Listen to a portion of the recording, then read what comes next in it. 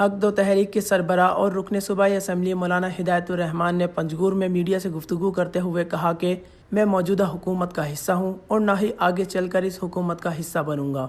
عوام کے بے روزگار کو اسمگلنگ کا نام دے کر حکمران کس طرح خود کو عوام کا نمائندہ تصور کرتے ہیں۔ پولیس کو کسٹم ایکٹ دینے کا مقصد عوام کو تنگ کر کے مزید بے روزگار بنانا ہے۔ موجودہ اسمبلیاں بے اختیار اور معذور ہیں۔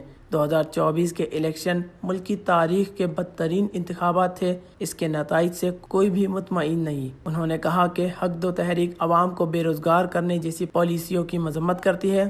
حکومت نے روزگار کچھ پالیسیاں طرح نہیں کی تو بلوچستان اسمبلی کے باہر عوامی عدالت لگا کر احتجاج کریں گے۔